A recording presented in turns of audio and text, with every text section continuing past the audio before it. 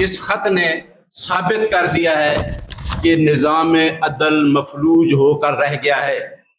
آپ نے دیکھ لیا ہے کہ اسلام آباد ہائی کورٹ کے چیف جسٹس عامر فاروق، اور اس کے بعد یہ خط جاتا ہے چیف جسٹس آف پاکستان قاضی فیصل کے پاس، تو اس کے اوپر کیا ایکشن لیا گیا ہے؟ کیا آئین پاکستان انڈیپینڈنٹ جوڈیشری کا تحفظ نہیں دیتا؟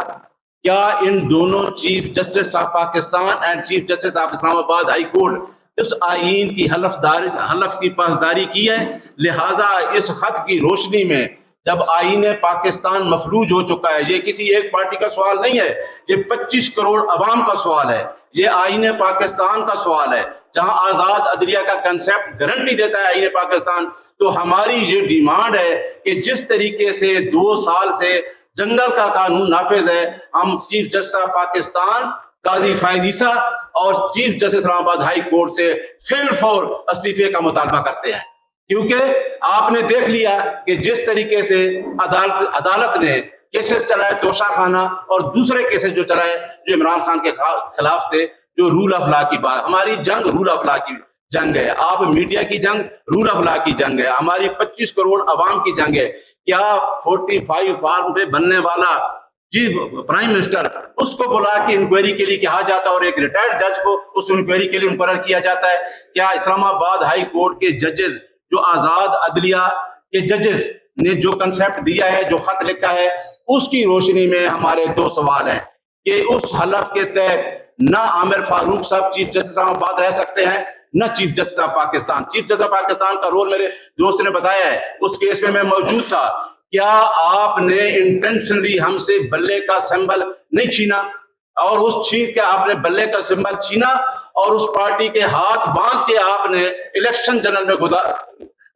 میں دھکیل دیا؟ اس کے باوجود بھی ایک پارٹی الیکشن میں جیت گئی، لیکن آپ اس پارٹی کو لے کے آئے گئے جس کے پاس مینڈیٹ ہی نہیں ہے۔ اسی وجہ سے عمران خان کہتا ہے کہ اگر آئی ایم ایف کو خط لکھتا ہے تو اسی وجہ سے کہتا ہے کہ ایک پارٹی جس کے پاس مینڈیٹ ہی نہیں ہے، سٹولن مینڈیٹ لے کے پارٹی بیٹھی ہے، وہ کون سے معاہدے کرنے جا رہی ہے؟ جو پارٹی جیتی ہے وہ الیکشن سے باہر ہے۔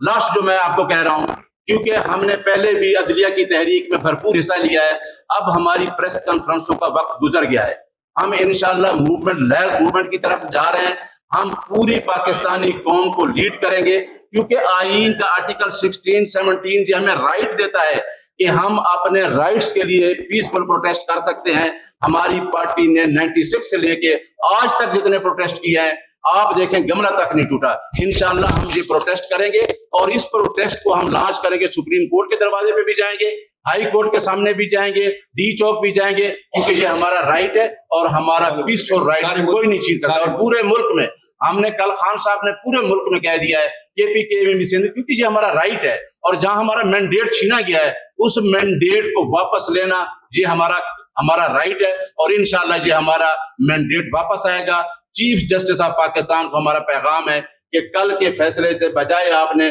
Full court